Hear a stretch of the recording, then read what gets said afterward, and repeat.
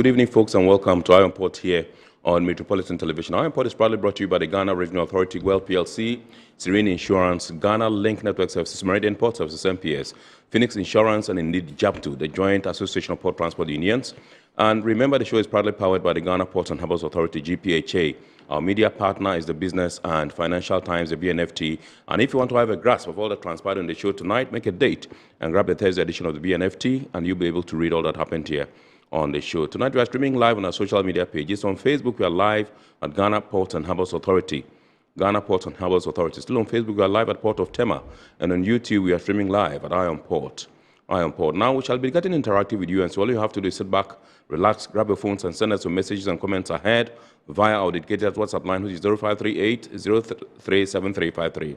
0538-037353. And when the time is right, and I pick signals from the production team, we shall activate the phone lines for you to call in and contribute to the discussion. My name is Kennedy Mona. We are going for a quick break. When we return, we will continue the show. Please stay with us.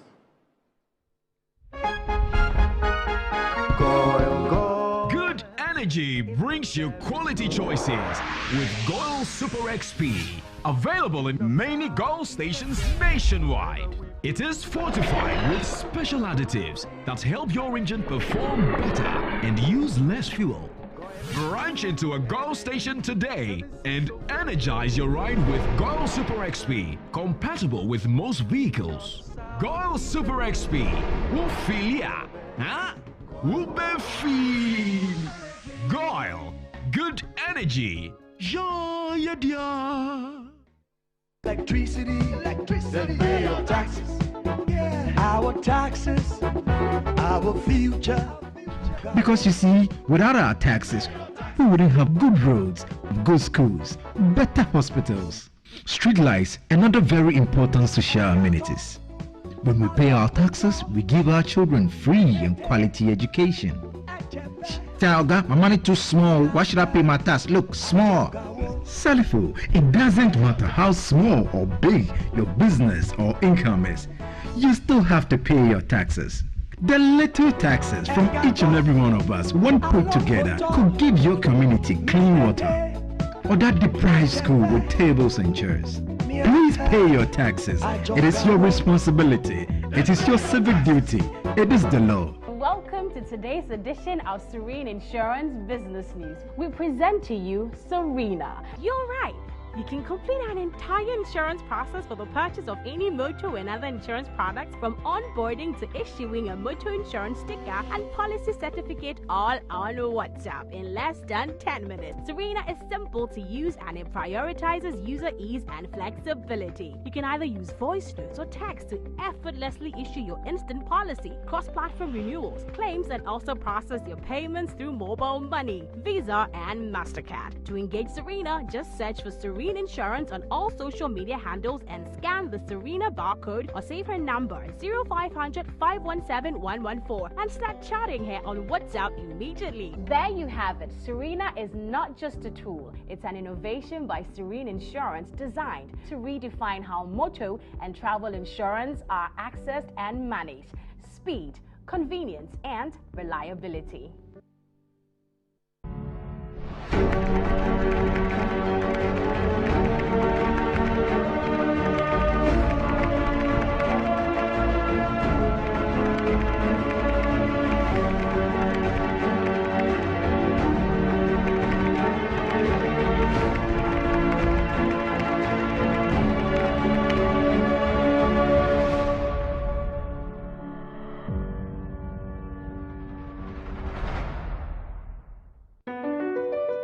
MPS Terminal 3 is Africa's new state-of-the-art container terminal at Tema Port. For manufacturers, agro-processors and traders, the new port means business can be done faster. This infrastructure boost will improve Ghana's port handling capacity, connect more trading routes, and oil the engine of growth for the economy, creating greater opportunities across all sectors as Africa's markets merge and become the largest trading bloc globally. MPS, we connect, you thrive. At Phoenix Insurance, we make the unpredictable predictable and the uncertain certain with our range of products, including motor insurance, fire insurance, engineering insurance, marine insurance, accident insurances, and all types of bonds. We have you covered. We also support you with risk management advice to enable you stay focused on your business. Take a policy with Phoenix Insurance today. We help you rise from adversity stronger and more secure. Contact us on 0302-246319 or 0302-246644 or any of our branches, agencies, and brokers spread across the nation. You can as well connect with us on our WhatsApp chatbot. Efiba is waiting to assist you. Make the future predictable with Phoenix Insurance. Phoenix Insurance, a delightful service experience delivered with wisdom.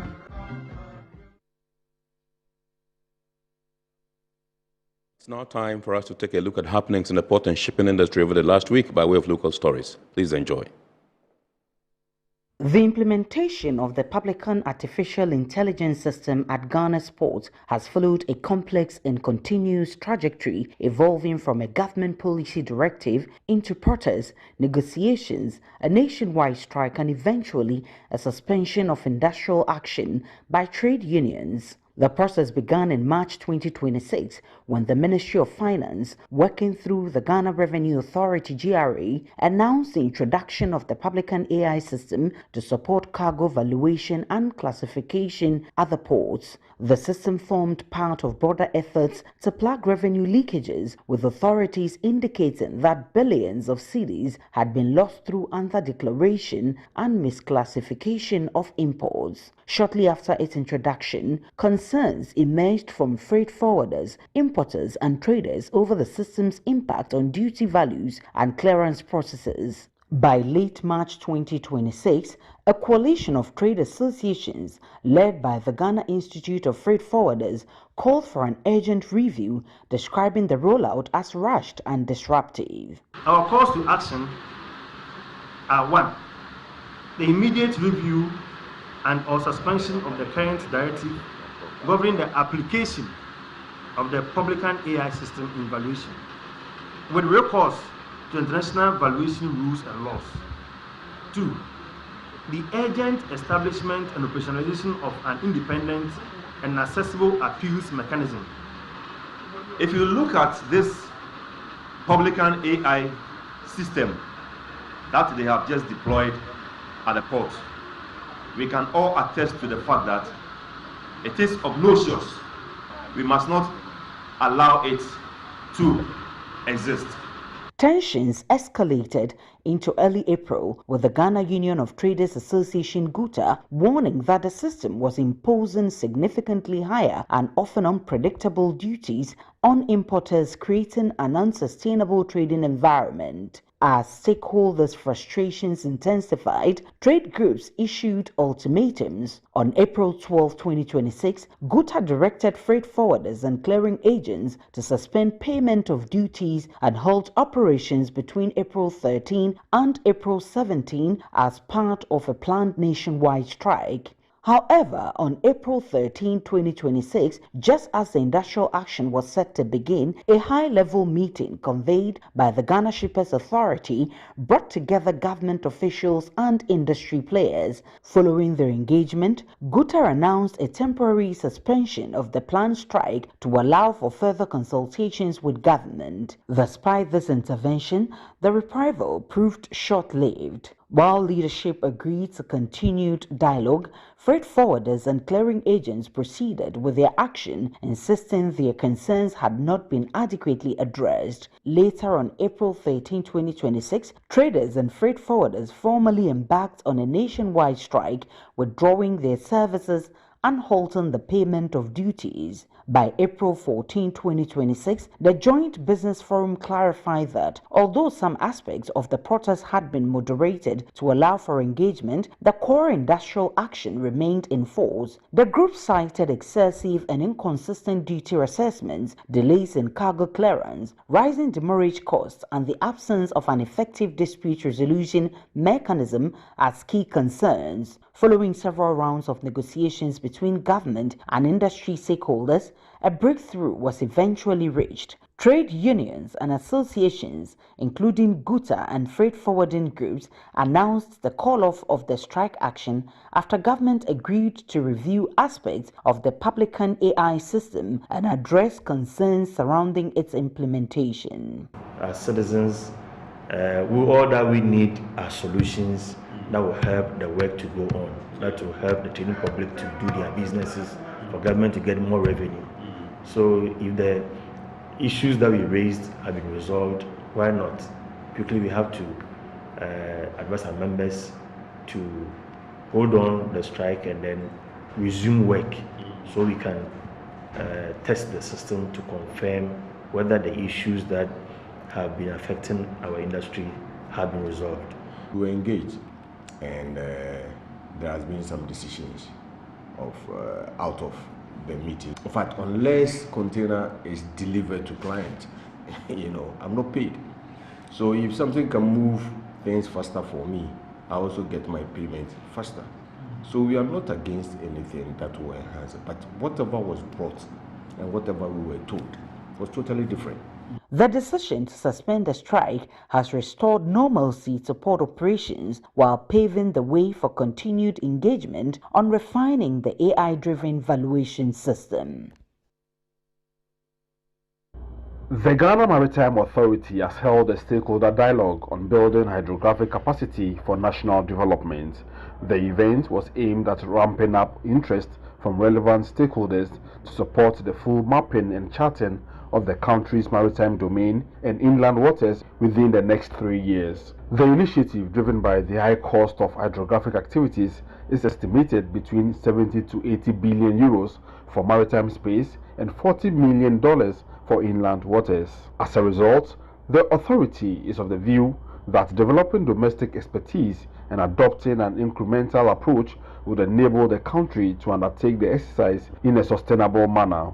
The Director General of Ghana Maritime Authority, Dr. Kamal Din Ali, said the authority was adopting a phased approach that would allow the country to build capacity while gradually undertaking the mapping exercise.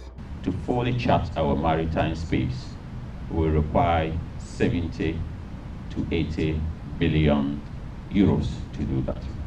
That is quite a lot of money, but it tells you the importance of that particular job. We are going to look at how we can start incrementally and be able to save this country a lot of resources, yet we are also able to deliver where we can say that we have reached that mark of a country with good hydrography. The Director General of the National Road Safety Authority, Ibrahim Amaliba, who represented the Minister of Transport, stated that hydrography remained one of the most under-recognized sciences despite its central role in national development. Many maritime domains of developing countries are not surveyed to the requisite levels and pose significant risks to maritime navigation and coastal engineering.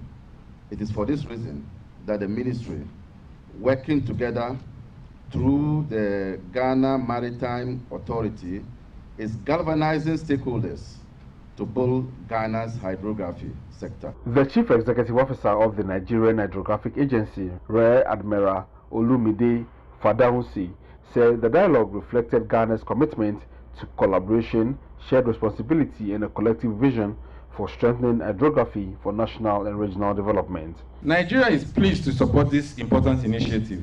Our support is not only a reflection of the strong relationship and cooperation that exists between our two countries, but also of our shared understanding that the advancement of hydrography in Ghana will have benefits far beyond Ghana alone. It will also be of benefit to Nigeria and indeed the wider West African region. When completed, The project would significantly improve navigation safety, strengthen resource management, and enhance the country's ability to maximize economic value from its maritime domain. Management of the Tema Fishing Harbour has held its second quarter stakeholders meeting, providing a platform for key players in the fishing industry to deliberate on critical issues affecting the sector. In his address, the General Manager of the Fishing Harbour, Engineer Stephen Ampiao, announced the introduction of new digital services aimed at reducing delays and improving operational efficiency at the harbour. He explained that the initiative will enable stakeholders to access services online from the comfort of their homes and offices, while also benefiting from simpler and more convenient processes. He emphasized that the move is intended to enhance service delivery, not to restrict business activities. We are looking forward to onboard additional services online, and this is not to prevent anybody from doing business, but this is to make the work we do very simple for all of us. The beauty of it is that you can sit in the comfort of your office, you can sit in the comfort of your home, book for services, request for services, and then you will be attended to. The Deputy Head of Health Services at GPHA, Dr. Emmanuel Minta-Benyin, also briefed stakeholders on ongoing efforts to expand healthcare services at the port. He noted that a wide range of services, including outpatient care, are being rolled out to provide comprehensive healthcare support, and that this agreement, patients can visit the facility, consult with medical professionals, receive diagnosis, and access appropriate follow-up care. We do inpatient services where you come, a patient will see a doctor, and a doctor will come up with a diagnosis.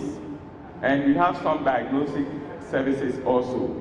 We can do all the labs, right from the chemistry, checking your liver, checking your kidneys, your blood works.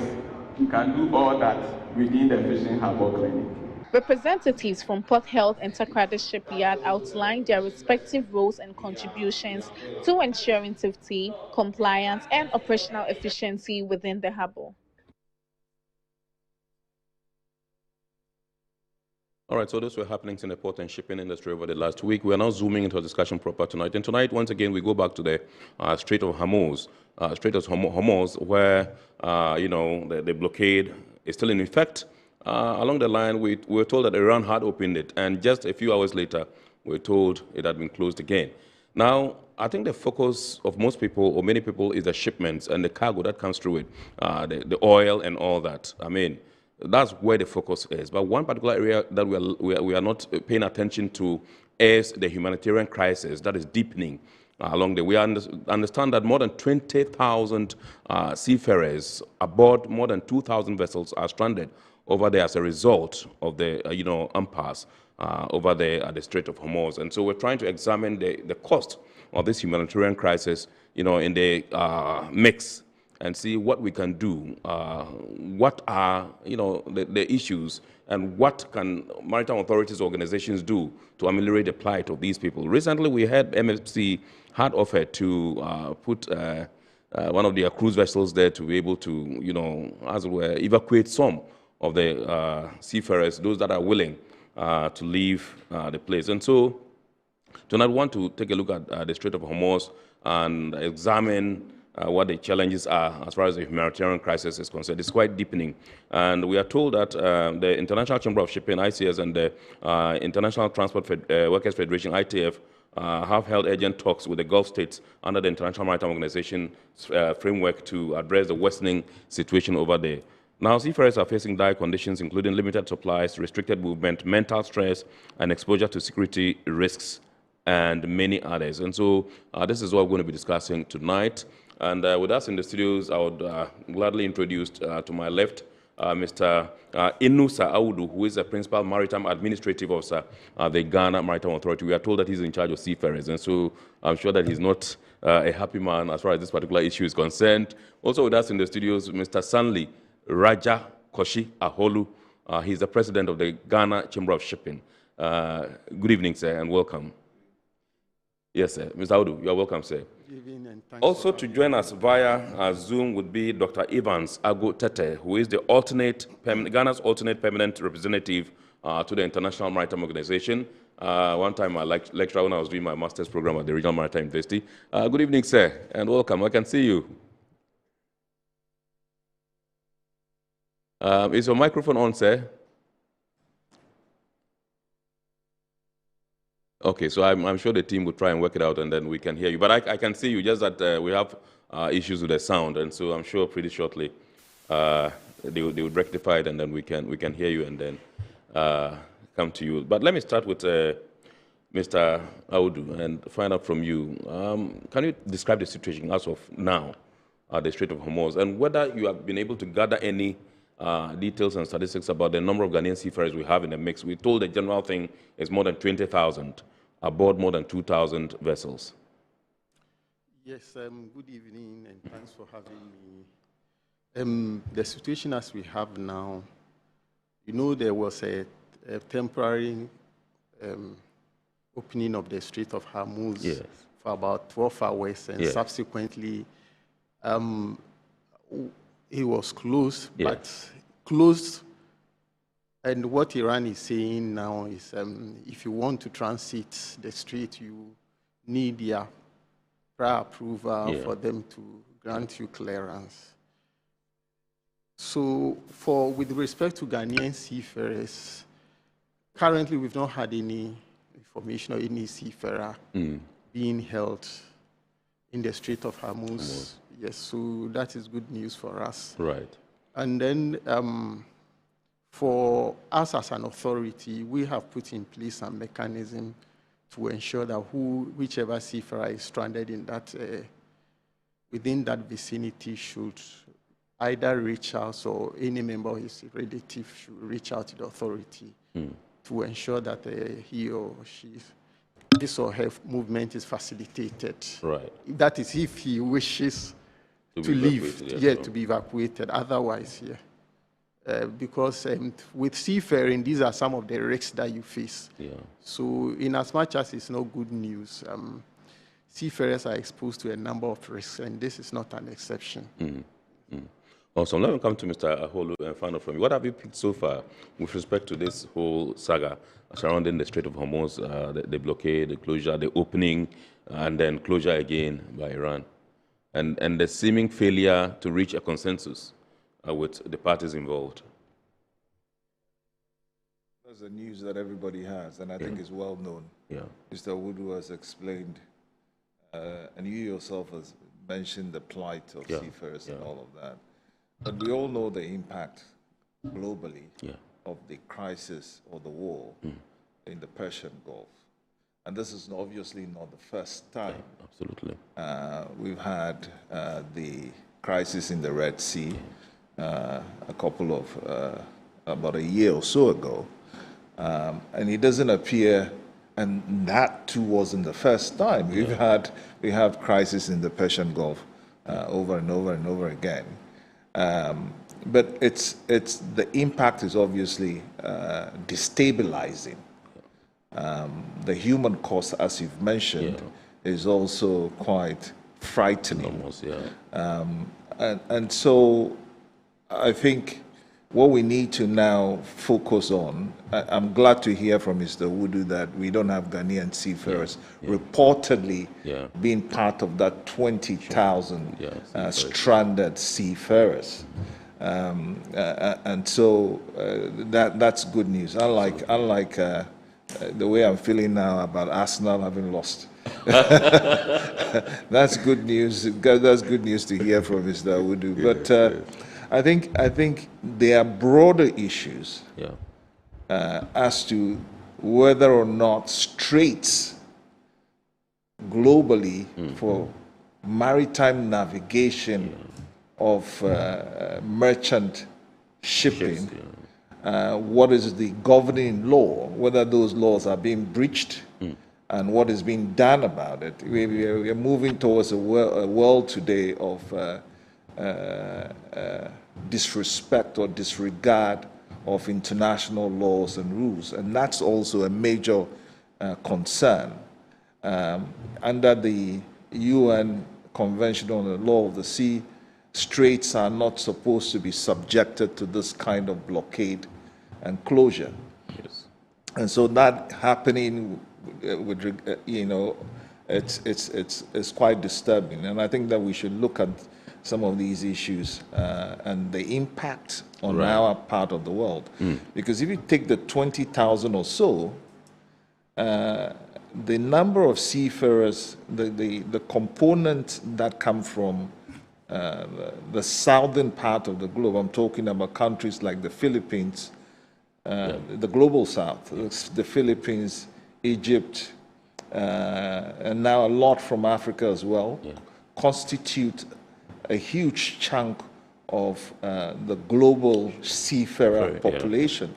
And so that's of concern, that, that even though we form a kind of a huge chunk of that population, our voices and representation at international fora to determine how these matters are resolved is not significant. And so that's also something we need to explore and look at. Right. Let me see. Do we have doctor's audio on now? Have we been able to rectify it? Dr. Evans, can you hear me, sir? Can you hear me, sir? Yes, but I can hear you. Are you on? Is he on mute? Are you on mute? Have you unmuted your mic? This is bad. We can't hear him. I wonder what the team. I'm sure the team would have to look at it and see. We'll still work your line and see, because we can still hear you. Your audio isn't active.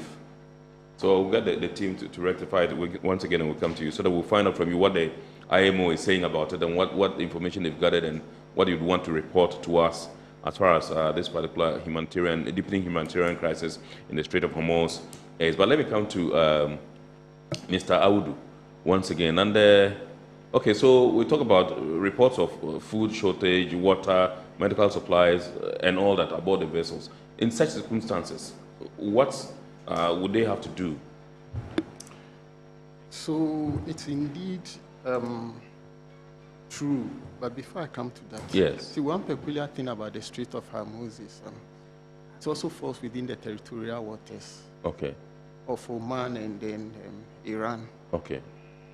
So, but as mentioned, under UNCLOS, even within your territorial waters, vessels have right of innocent passage. Right. But unfortunately, Iran is using it as a leverage in this war to prosecute this whole war, and that is that what.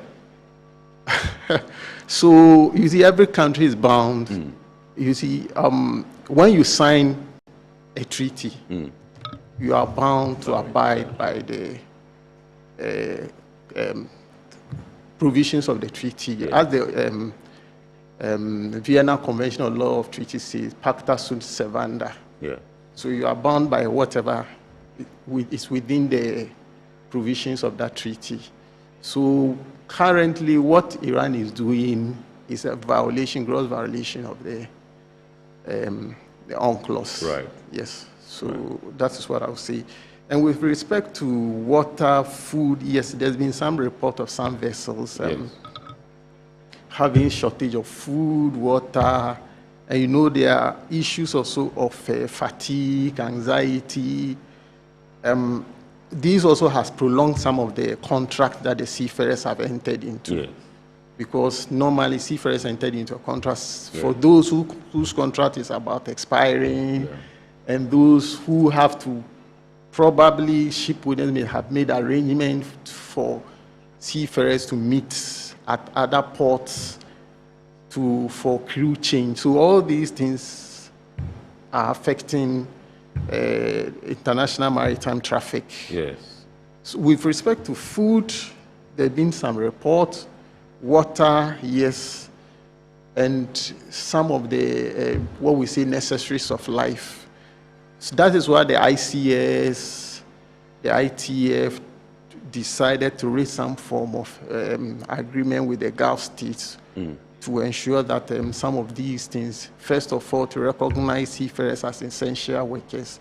You know, since the COVID came, seafarers have been recognized as essential workers. Whilst you and I were asleep or were caught indoors, seafarers were still working. That is why we had all our necessary supply, food, medication. Seafarers were still doing that. So since then, seafarers have been recognized as essential workers. And the COVID, the resolutions that were affected during the COVID is now in play here. Right. That seafarers should be recognized more as essential workers. And then with these Gulf states, they also have to, if there is any reason for a seafarer to be evacuated, they require that they assist in that. And also if there is for issues relating to health and also issues relating to medicine, all these things should also be considered. Right. And there is another thing that we also have to consider. Seafarers carry certificates. Okay, these certificates are valid within a specific time. Yes. For instance, a medical certificate is valid for 2 years. Assuming the seafarer is supposed to get to the next port of call to have his medical examination renewed. But per these rules that we've been caught in now, then the medical certificate is deemed to still be valid until the vessel has a safe passage to the next port of call, and then he can have a medical certificate renewed. Right. Or even if his certificate of competency or proficiency has expired. So these things will be done. Okay. Yeah. Awesome. I'm told we can try the line again and see if we can have Dr. Evans Agutete. Good evening, sir. Once again, Doc, are we good now? Hello, Dr. Tete. I think we're still having issues. I don't know what really is happening. Dr. Evans Tete, good evening, sir. Once again. No. Okay, so let me come to Mr. Aholi in the studio. Now, in your earlier submission, you made mention about the fact that issues that we should examine or look at has to do with the, whether there are any breaches in the laws governing the running or manning or management of straits. Now, he just alluded to the fact that that Iran is kind of using the Strait of Hormuz to get to mileage and leverage in this whole scheme of things. I just want to find out from you, in such situations, what remedies are available to all the countries that are signatories to the treaties, so that we can get global commerce going? Well, I mean, under the UN Convention on the Law of the Sea, there are legal processes and arbitral or dispute resolution mechanisms to resolve some of these matters. But I don't think that it's only Iran that is probably violating the treaty. They are not the only ones blockading it. The U.S. is also blockading its side of it. So I think but we also have to recognize that these are not normal times. There's war. Absolutely. And the law itself has provisions that accept, threats to the sovereignty of coastal states along the strait. And so there might be some room or rights on their part in terms of what they're doing. Earlier on, they were allowing some ships to go through, and only, from what I heard reported, only belligerent ships that are belonging to the U.S. or its allies were not being allowed through. So there are exceptions to free passage or innocent passage. Where there's war, I think that states also have the right to protect themselves. So there are mechanisms for dealing with this diplomatically and then legally. But I think the concern for me is not so much whether or not there's going to be a resolution of this. I mean, globally, we're all facing the problems emanating from this economically. But I think what is of concern to us and we should focus on is the very fact, as you've mentioned, of the humanitarian crisis for seafarers. And the number of seafarers in the strait now, we're talking about 2,000 or so ships, and talking about 20,000 seafarers. Now, I don't know the proportions of African seafarers that constitute the global seafarer population. I'm sure that the GMA would have some database or indication of sorts. But disproportionately, Global South is going to suffer most in terms of the humanitarian crisis. Because as I've mentioned, we've had, you'll be talking about Filipinos, you'll be talking about Indians, you'll be talking about Egyptians, you'll be talking about Africans. You're not going to be talking about Western, American seafarers or European seafarers. So these are the people who would be suffering the most. Now, the question is whether the global architecture for dealing with such matters, I'm talking about the IMO, I'm talking about flag states, I'm talking about, the port states themselves, I'm talking about, the ITF under the Maritime Labor Conventions and so on and so forth, whether there is a protocol for dealing with such crisis when it comes to seafarers. I don't think there is any at the moment. I haven't come across any. And I think that this is one area that our part of the world we should be advocating for, because it affects us most.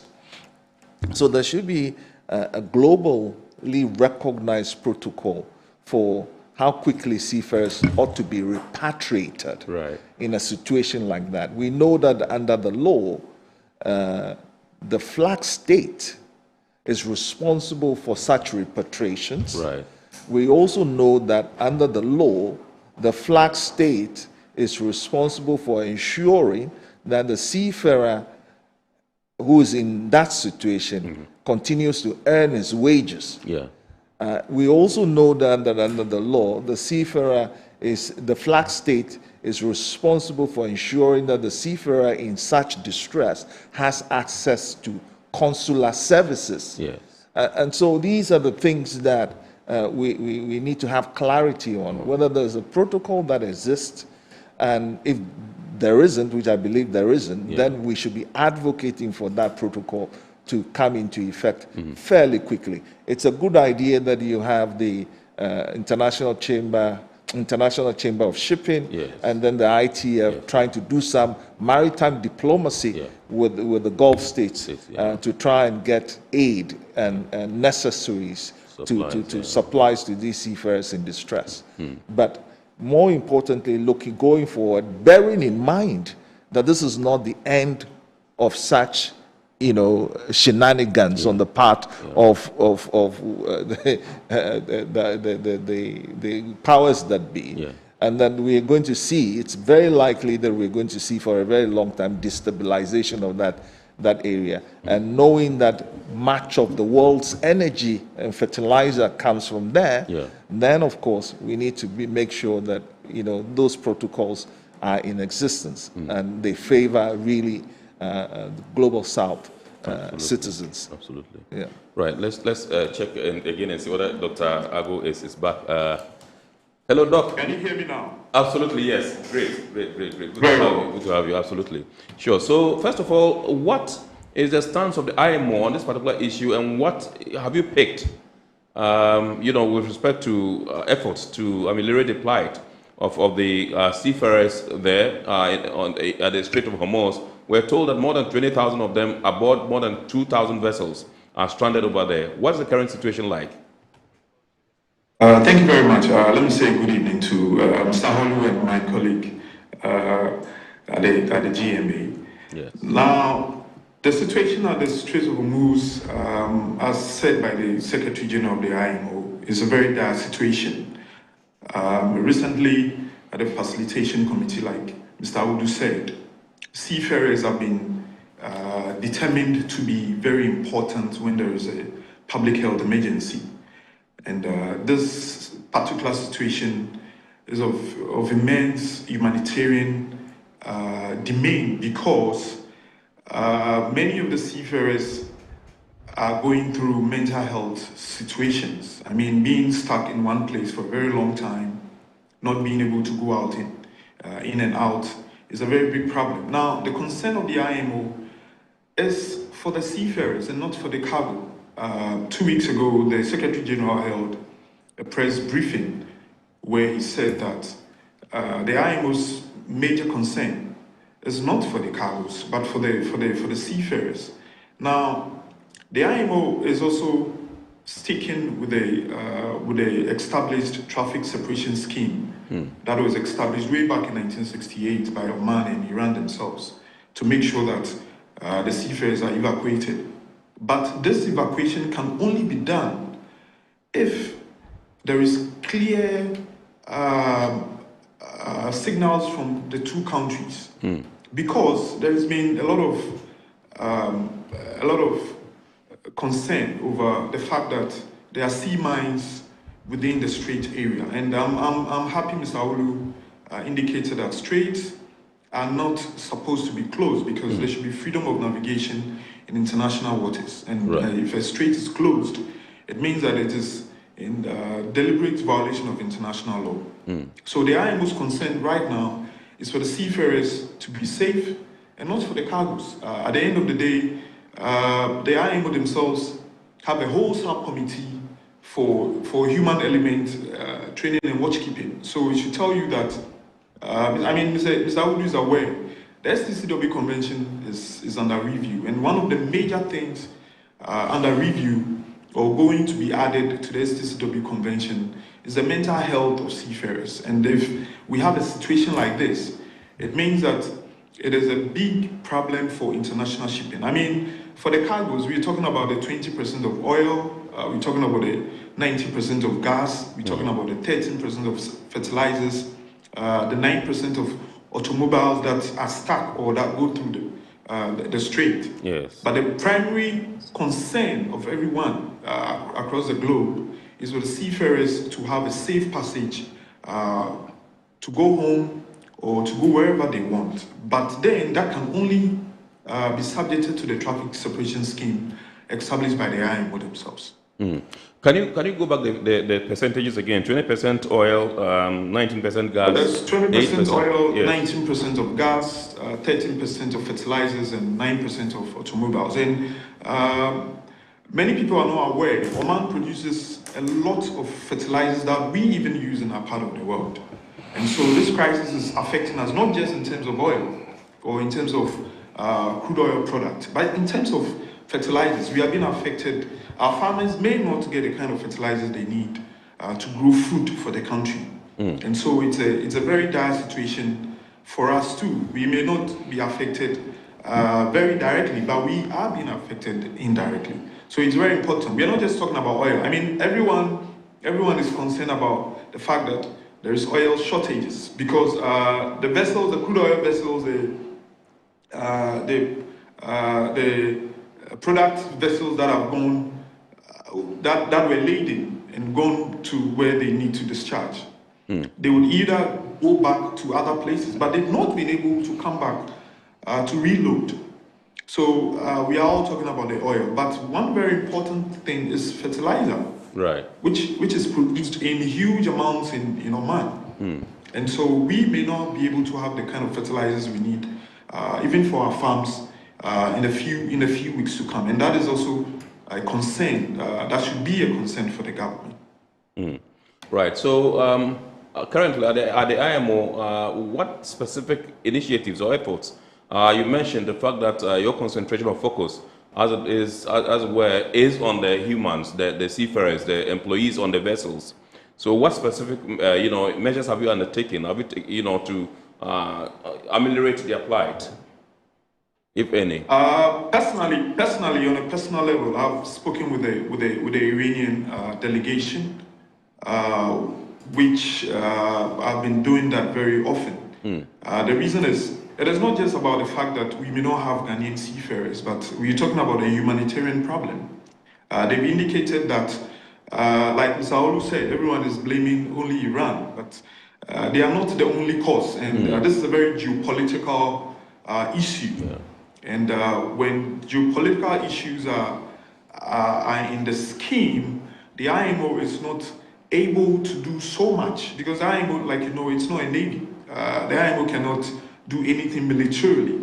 What the IMO is doing currently is that the Secretary General is talking with the countries that are involved for complete de-escalation, because he's indicated that unless there's complete de-escalation of the problem of the war, seafarers will not be safe. Right. And so his major concern is that there should be complete de-escalation in a few days or few weeks' time. So when I also heard 2 days ago that Iran has opened finally the strait, I was very happy about it. Just for us to hear that it's been the situation has gone back again. So at the side of the IMO is doing a lot of bilateral and multilateral talking with the countries for complete de-escalation of the problem, which would only be the only way for seafarers within the Strait of Hormuz to be completely safe to return to their families. Have you picked signals about vessels rerouting, as it were, as a result of the crisis, the Strait? Well, you know, shipping is very dynamic. Yes, there's been even before that, there's been reports that some shipping lines have rerouted. Some shipping lines have also actually closed their route to the area.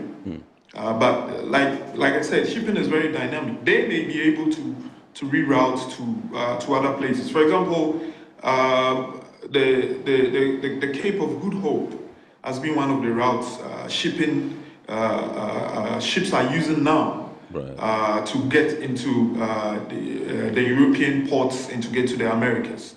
But for us in Africa, our major concern, like I said, is the fact that many African countries, many African delegations that I've spoken with, they are also concerned about the fact that crude oil prices has become the problem in their countries, not just in Ghana, but the shortage of crude oil products in many African countries is a problem. Seafarers who are held, we may not have Ghanaian seafarers, but I have reports of, for example, Nigerian seafarers from Comoros, seafarers from South Africa, seafarers from Angola, and Mozambique specifically, are also stuck in the Strait of Hormuz. So, as a form of fidelity for our African brothers and sisters, we are also concerned as Ghana that this problem should quickly de-escalate so that seafarers can be free to go home. Awesome. All right, we'll be coming to you, please. You are not leaving us. You are still sticking with us, so please be with us, stay with us. Let me come to Mr. Audu and find out from you. He mentioned about the efforts that the IMO is undertaking to see an early or a quick de-escalation of tension, the Strait of Hormuz, to allow for global this. He also gave statistics about, you know, the oil, the gas, the fertilizers, and then, you know, automobile and all that. Now, in the mix of things as it is at the moment, what do you think best stands out for these seafarers that are aboard these vessels? Because he mentioned also the issue of the mental stress about these people. Now, we have a various mix of, you know, people who are employed on the vessels. They do not have, like, psychologists and health professionals to help them in such situations when they get stranded, you know, at sea? Okay, so before that, a few issues. To realize in all these talks, we are talking about what they are talking to the Iranians to. Yes.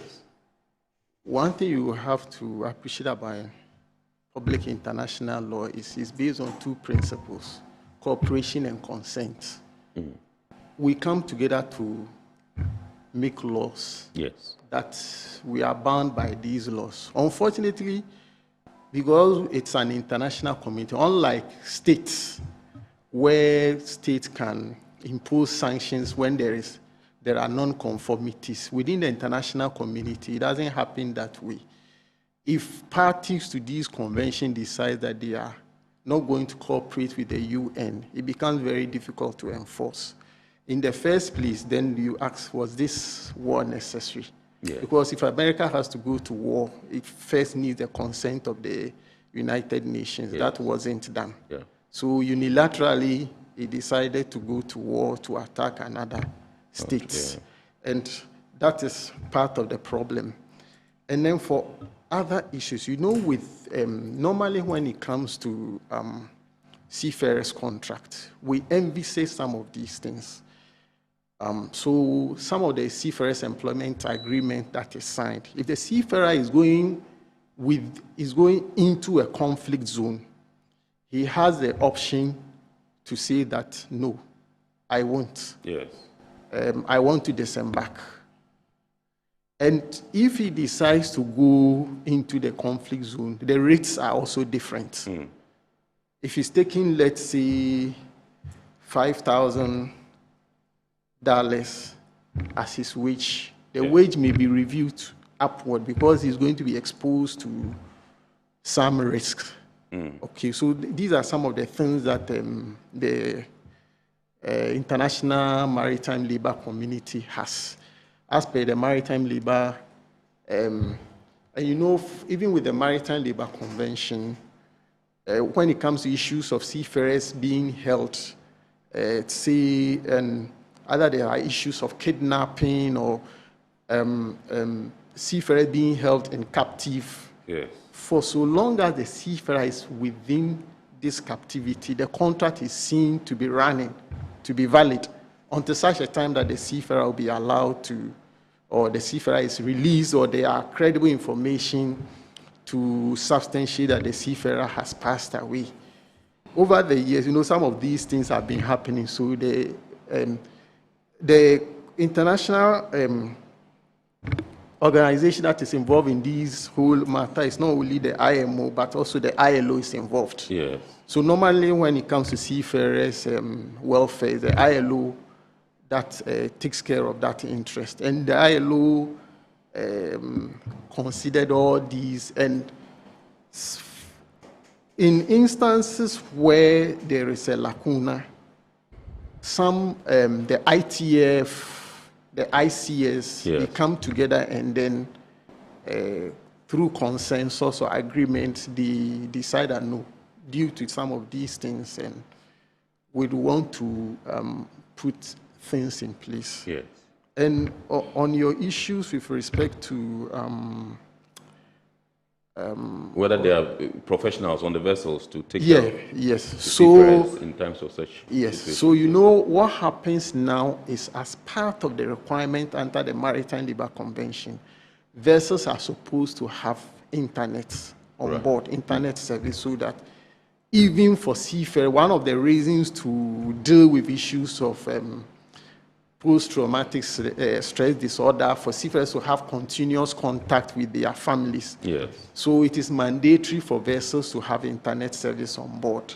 So through these services, seafarers are able to have contact when it's realized that, okay, some of these arrangements are strictly based on the policy of the shipping line. So if they deem it right, they can have that done. But beside that, every vessel is supposed to have contact ashore. You're supposed, first of all, to have a designated person ashore, and for respective jurisdiction that you travel, for health reasons, there should be contact with the port states. Yes. So in instances where there are some of these challenges, the vessel could contact the nearest medical service ashore to ensure that these services are rendered. But the question is, at what point does the individual even recognize, or that the vessel owners or even the master, is he able to assess the situation properly to then determine that, okay, this person needs attention, this is what this individual is going through, therefore has to contact ashore. Just yesterday, I had a call from a recruitment and placement service provider. Yes. And one of our seafarers, the mother, I think she suffered a heart attack. And while they were taking the mother to the hospital, they kept taking pictures live, showing to the gentleman on board what was happening to the mother from the house through to the hospital, everything that was happening in the hospital. They took a video live. So the gentleman the seafarer was in contact with the family. Yes. And then, unfortunately, the mother passed away. And then 2 days after that, the gentleman himself passed away. Wow. The gentleman that was taking the pictures and videos? No, the sister was taking the pictures. Yes. Was taking the video live. Yes. I was sending feeds to the gentleman on board the vessel. So just after that, the report I received was that just after that, his health deteriorated. He was not eating. He was thinking about what was happening at home. Yes. That stress. That he was not eating, he was not drinking. And as what happened, he started passing out stools, watery stools, and within that short time, he passed. He passed. So as we sit here, what we are thinking about is how to repatriate the body back home. So tomorrow, those are some of the issues that we'll be looking out to. So some of these things, it's for vessels, for cruise vessels, you know, they are for vessels of 100 or more people on board. You have a medical doctor on board. You may have a psychology on board to deal with some of these issues. But when it comes to cargo vessels, that is where the issue is. And also the ability of the officers on board to be able to tell that these gentlemen at this point needs help. this help. That is what becomes challenging, because we had instances where seafarers have they've gotten missing while the vessels are high sea. Nobody knows. We just receive reports that the seafarer is missing. They don't know where he's gone to. He's not in his cabin and he's missing. In fact, this year we recorded one, not a Ghanaian, but there was a report to the authority because a vessel was calling here, and the father of the victim, that the father got missing on board the vessel. They don't know what happened. The father of the victim got missing? Sorry, the father of the victim reported that the son had gotten missing. Yes. Yeah. And so they were asking, they wanted an independent investigation. So they asked the authority to intervene in the matter. So with issues at sea, that is why normally some of these things... Could it be suicide? Or what is it? I mean, how can somebody just get missing? I mean... It happens all the time. People getting missing. Sometimes prior to that, like you mentioned, post-traumatic stress disorder, the person will start complaining. And then that is why the ILO has put in harassment, bullying, those things is now in law. You don't harass, you don't bully, because those are some of the things that exposes seafarers to such conditions. Yes. And other things have also been instituted: cultural awareness, communicative competence. You are working on board the vessel. Let's say I'm a Ghanaian, there is a Filipino, there is a German. I should be able to assess and understand everybody. Relate with everybody. Exactly, to relate well, because some of the things that create conflict come from these things. And especially in the Strait of Hormuz, you can't sleep because the seafarer at every point in time is under stress. He doesn't know whether is this going to be my last day? Yeah, sure. Because when a bomb will strike. Exactly. So those are some of the things that come to play with respect to these challenges. Let me come to Mr. Holly and find out from you. In the mix of things, as far as these things are ongoing, there are countries that are heavily dependent on imports. And so definitely this is going to have an impact on them. What should said countries be doing to as it were, cushion the shocks that that will be coming from this if the tension continues to escalate? Yeah. So, yeah, that's a very, very important point. And before I go on to that, let me just also add something to from what Mr. Obudu said. You know, the obligation under law, under international law, to protect the seafarer is on the flag state. Right. Mainly. And when I say flag state, the flag of the vessel. In other words, sailing, the country whose flag the ship or the vessel is sailing under. That country has to make sure that the laws pertaining to the safety of the seafarer are respected and enforced. Provisions are made in compliance of the law. Unfortunately, we in Africa, by and large, don't own the vessels our seafarers are on. Right. I mean, the exceptions would be the flags of convenience.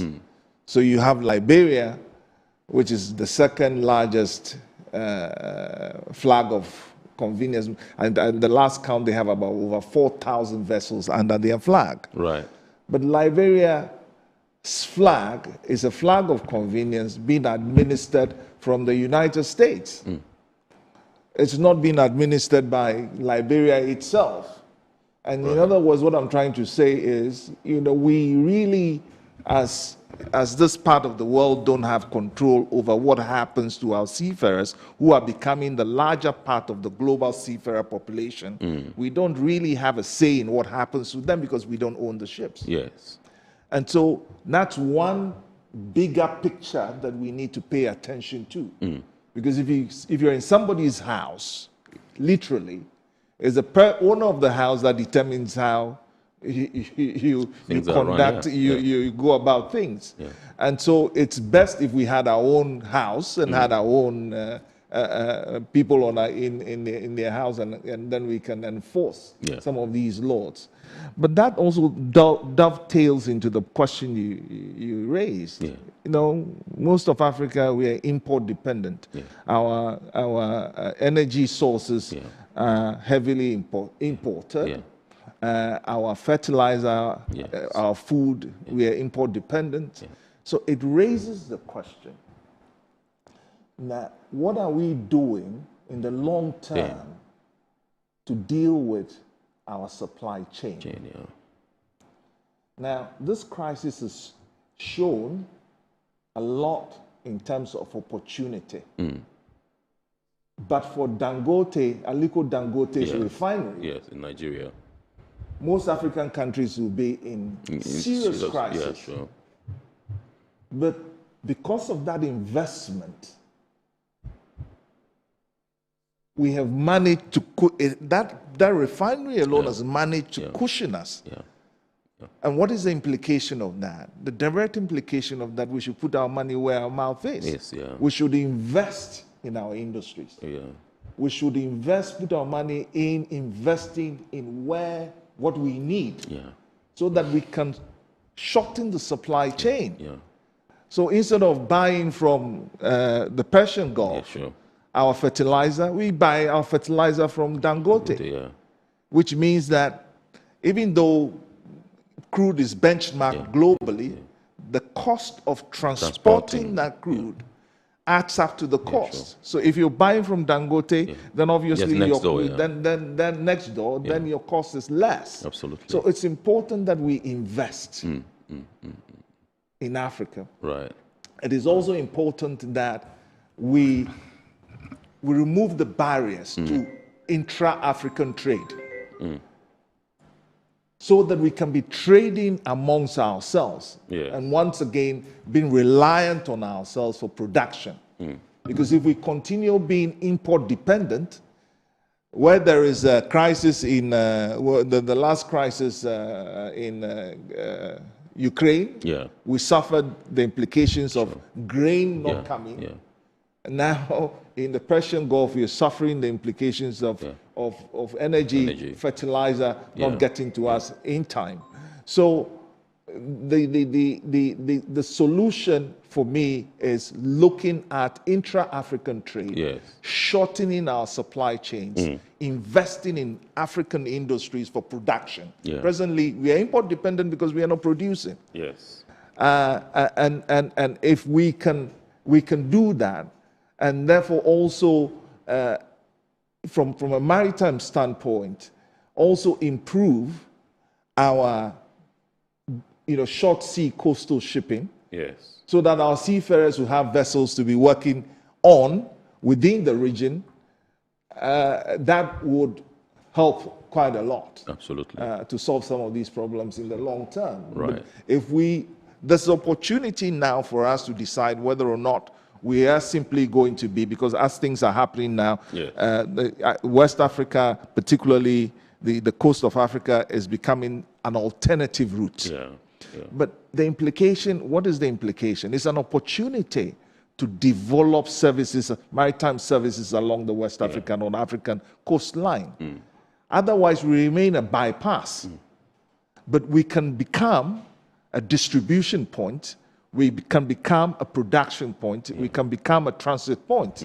West Africa in particular can become a distribution point, can become a production point, so that this would improve our well-being, the well-being of our seafarers, our production and our economies, and we don't have to travel far to get everything. Awesome. All right, so I think at this juncture we'll have to pause for a break, and when we return we'll continue the show. Dr.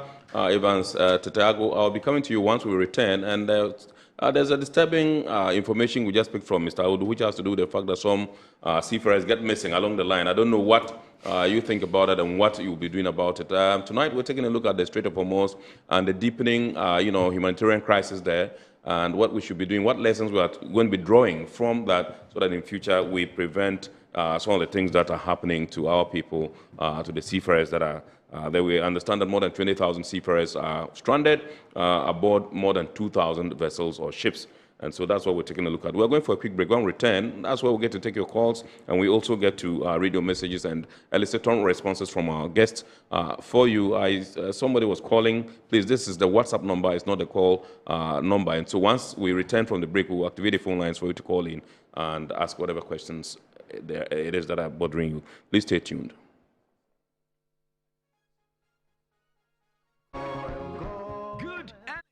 Brings you quality choices with Goil Super XP, available in many Goil stations nationwide.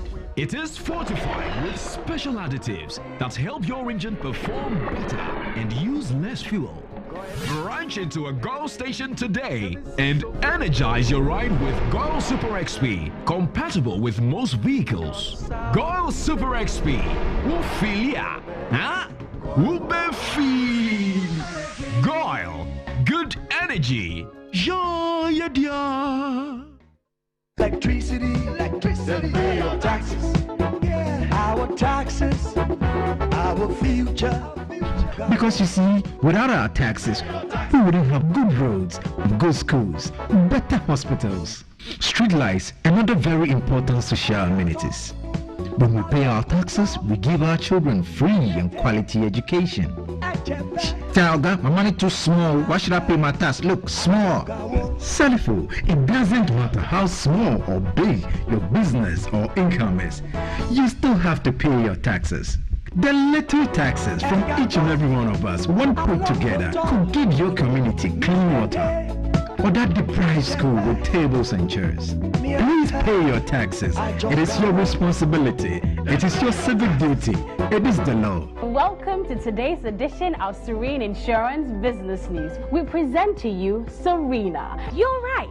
You can complete an entire insurance process for the purchase of any motor and other insurance products, from onboarding to issuing a motor insurance sticker and policy certificate, all on WhatsApp in less than 10 minutes. Serena is simple to use, and it prioritizes user ease and flexibility. You can either use voice notes or text to effortlessly issue your instant policy, cross-platform renewals, claims, and also process your payments through mobile money, Visa, and MasterCard. To engage Serena, just search for Serena Serene Insurance on all social media handles and scan the Serena barcode or save her number 0500 517 114 and start chatting her on WhatsApp immediately. There you have it. Serena is not just a tool. It's an innovation by Serene Insurance designed to redefine how motor and travel insurance are accessed and managed. Speed, convenience, and reliability.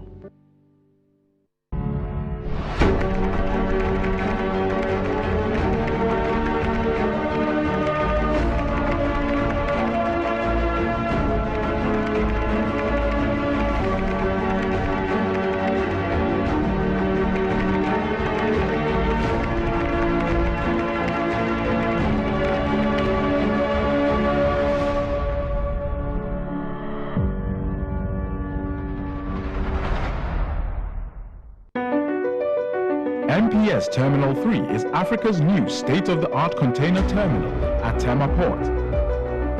For manufacturers, agro-processors and traders, the new port means business can be done faster.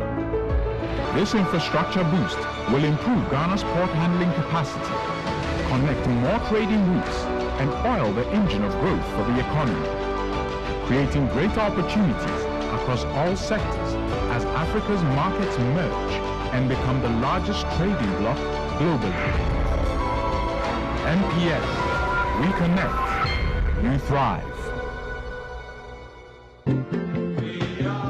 At Phoenix Insurance, we make the unpredictable predictable and the uncertain certain with our range of products, including motor insurance, fire insurance, engineering insurance, marine insurance, accident insurances, and all types of bonds. We have you covered. We also support you with risk management advice to enable you stay focused on your business. Take a policy with Phoenix Insurance today. We help you rise from adversity stronger and more secure. Contact us on 0302-246319 or 0302-246644 or any of our branches, agencies, and brokers spread across the nation. You can as well connect with us on our WhatsApp chatbot. Efiba is waiting to assist you. Make the future predictable with Phoenix Insurance. Phoenix Insurance, a delightful service experience delivered with wisdom.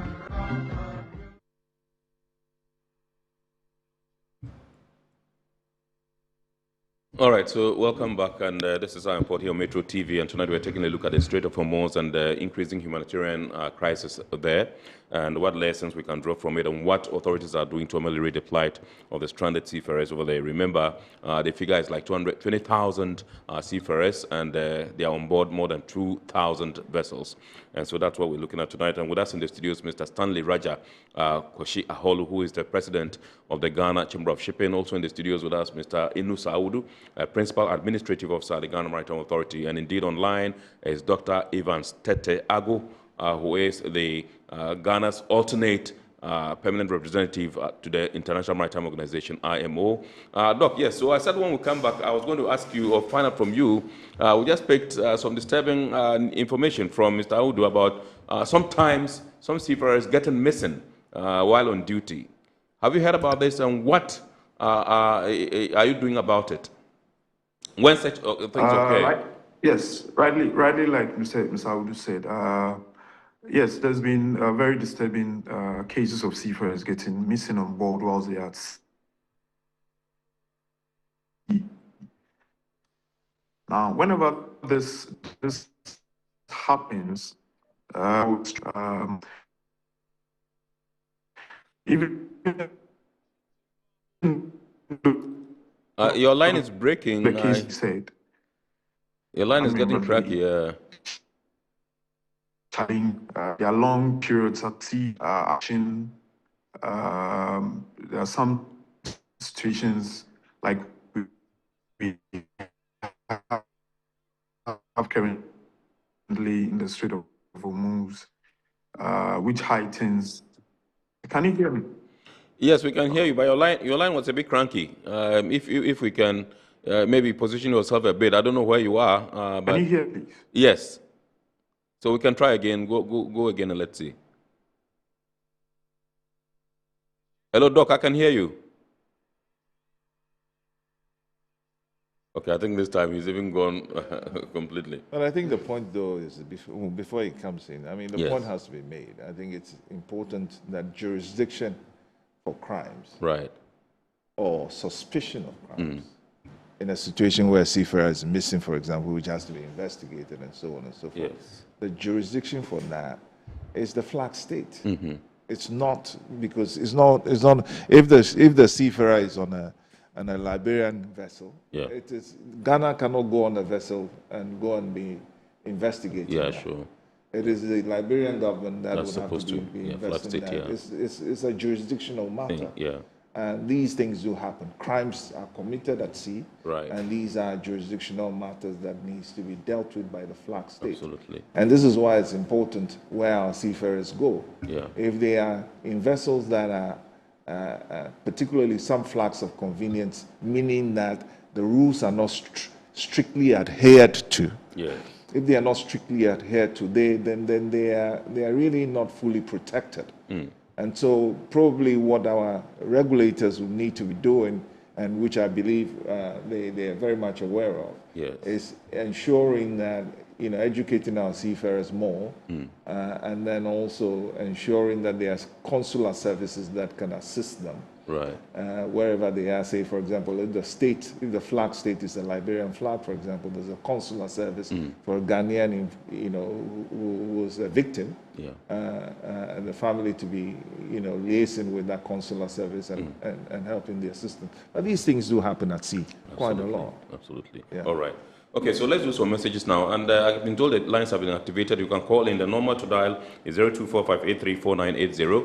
0245834980. It's right there on your screen. You can call in and contribute to the discussion. Now, this one says, has the authority assessed the likely, that's the Ghana Maritime Authority, has the authority assessed the likely loss in seafarer remittance inflows to Ghana arising from disrupted contracts, vessel delays, detentions, and suspended operations linked to the crisis?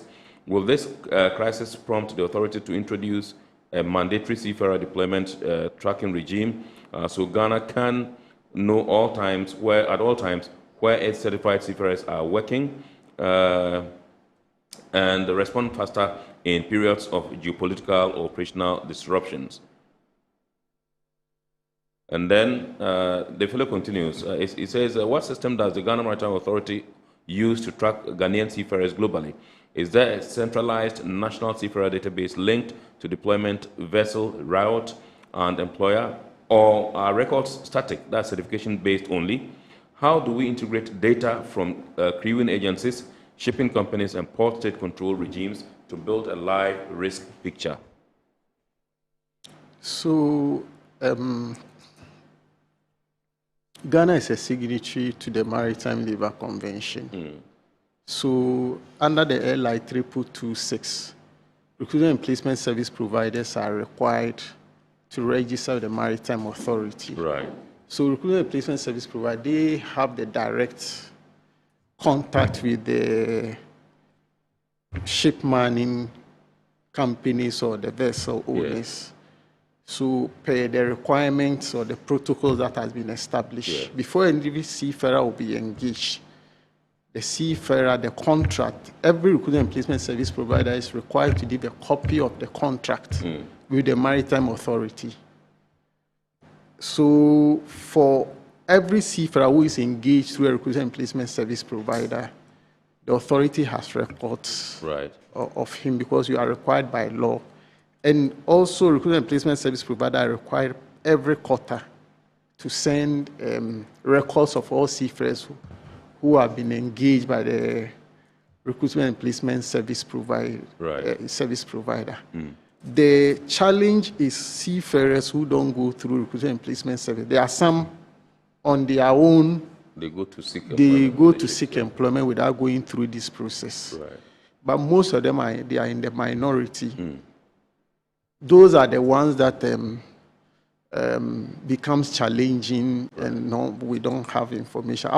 Other than that, most of the seafarers who sign onto vessel, they go through the recruitment and placement service providers, and we have information on them. And then with he mentioned another it says, has the authority assessed the likely loss in seafarer remittance inflows to Ghana arising from disrupted contracts, vessel delays, detentions, and suspended operations linked to the crisis. Will this crisis prompt the authority to introduce a mandatory seafarer deployment tracking regime so Ghana can at all times know where its certified seafarers are working and respond faster in periods of geopolitical or operational disruption? This one is actually coming from Nana Boache. I think you should know Nana Boache. Yes. So, like I said, we have a recruitment and placement service regime where seafarers sign in and sign off. So those ones. And then the second part, like I said, we've not received any such report of any seafarer who had been caught in this issue. But the other aspect too is we were trying to engage some cadets. Those cadets went through all the processes, but the vessel that they were supposed to be engaged on were in Kuwait. Wow. Yes. It was a Kuwaiti shipping company. But because of these incidents, we couldn't deploy them. And there was another, also an electrotechnical cadet. Initially, yes, he couldn't be engaged, but just last week we received information that the company had subsequently engaged him.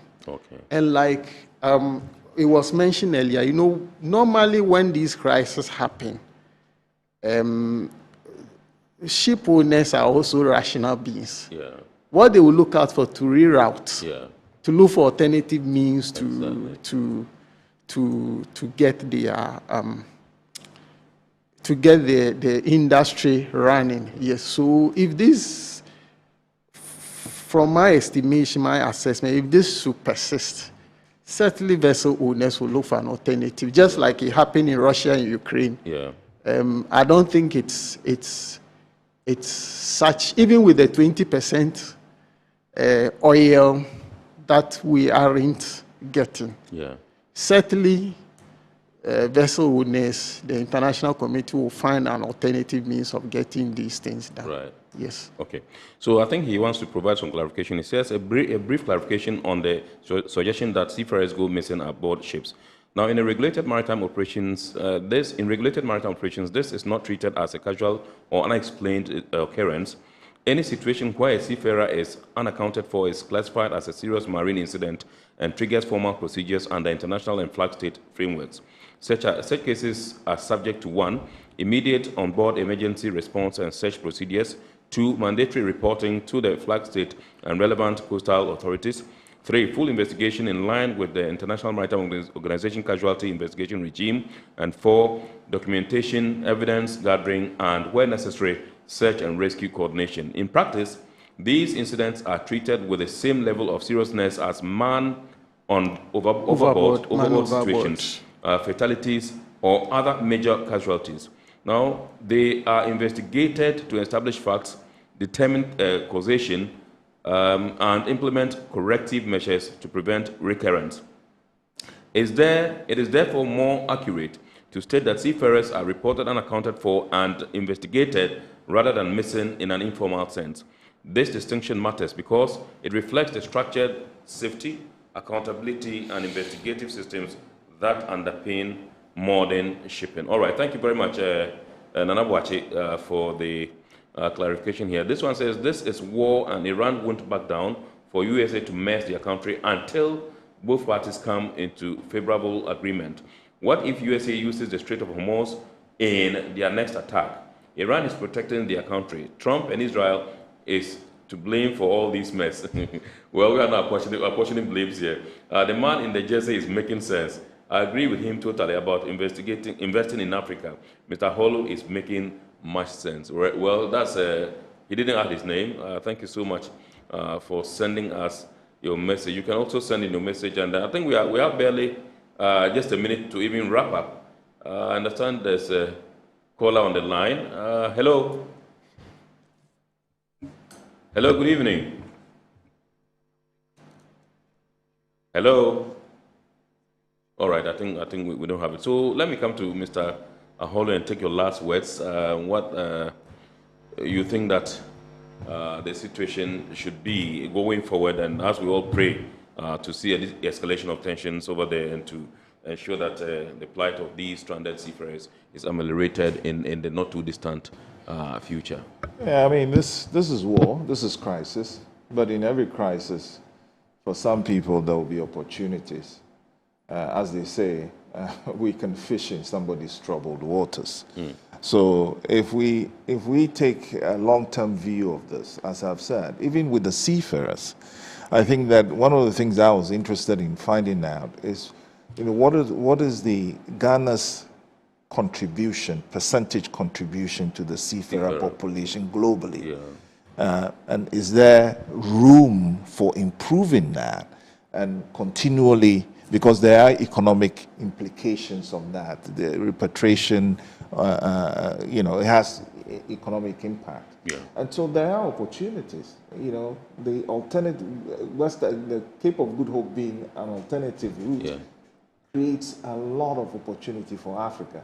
Countries, coastal countries along the road, along the Atlantic Ocean. And so we need to look at that. And under the AFCFTA, begin to strategize much more aggressively to do what Dangote has done. Create industries, produce what we need, cut short our supply chains, and insulate ourselves from some of these global crises, which ultimately makes us in the global south worse off. Because, I mean, if you think about it, China apparently has stockpiles of products. How many? In fact, they've been planning and stockpiling reserves. America, which started the war, has reserves. Ghana, I don't know how much reserves we now have, and if this continues, what's going to happen? And so we need to look inward and be intentional about it. Otherwise, we will just be reacting all the time to these situations, and they will keep happening. Absolutely. Thank you very much indeed, Mr. Aholu. Let me come to Mr. Awudu and take your final words. Okay, so with issues relating to, as he mentioned, when it comes to issues of a flag of convenience, there are challenges, but these ones have also been catered for by the Maritime Labour Convention. If you go into the convention, there's a no favorable treatment clause. So whether a country is a signatory to the convention or not, if you call at the port that is a signatory, whatever provisions are within the Labour Convention will be subjected to your vessel. And with the issue of a percentage of seafarers, Ghana is around, we have about 6,000 thereabout seafarers. As part of our efforts, there is the Go to Sea campaign. There you are. The Go to Sea campaign. But the challenge is about the berthing. The berthing, having berthing opportunities for Ghanaian seafarers. Because there are a number of seafarers who have come out of the Regional Maritime University, and currently we also have the new one at the KNUST. But they train just engineers, marine engineers. So currently the focus of the authority has been to get berthing space for cadets. So the last time, what the authority is currently doing is getting a number of the shipping lines to accept Ghanaian seafarers. Come next month, we'll be having one of the biggest shipping lines, Seaspan, is coming to Ghana to explore the opportunity for recruiting seafarers. PIL is on board. Gradually, we are bringing the shipping lines to consider recruiting seafarers. That has been the major challenge. It's not about the number of seafarers, but the opportunity for cadetship. Awesome. Thank you very much indeed, Mr. Inusa Audu is Principal Administrative Officer at the Ghana Maritime Authority. Indeed, also with us in the studios, Mr. Stanley Raja Koshi Aholu, President of the Ghana Chamber of Shipping, who came into the studios obviously sad because Arsenal didn't perform to his expectation. Sorry about that, sir. And also joining us via Zoom, was Dr. Evans Agotete, who is Ghana's alternate permanent representative to the International Maritime Organization, IMO. And tonight we've been discussing the deepening humanitarian crisis at the Strait of Hormuz, where we're told that more than 20,000 seafarers are stranded aboard more than 2,000 ships. And so you've heard our pundits. We thank you so much for tuning in and for watching this evening's edition, this week's edition of Iron Port. God willing, next week we shall bounce back with another wonderful edition of your favorite Iron Port program. But we entreat you to watch the abridged version of Iron Port on Ghana Television on Wednesday at 8:30 p.m. That's GTV. We say a big thanks once again to our sponsors, Ghana Revenue Authority, Well PLC, Serene Insurance, Ghana Link Network Services, Meridian Port Services, MPS, and indeed Phoenix Insurance. My name is Kennedy Mona, and remember the show is powered by the Ghana Ports and Harbours Authority. We wish you a super week ahead, and we entreat you to keep watching the rest of our programs here on Metro TV. We wish you a blessed and super week ahead. God bless, no less. We are out, and thank you so much once again.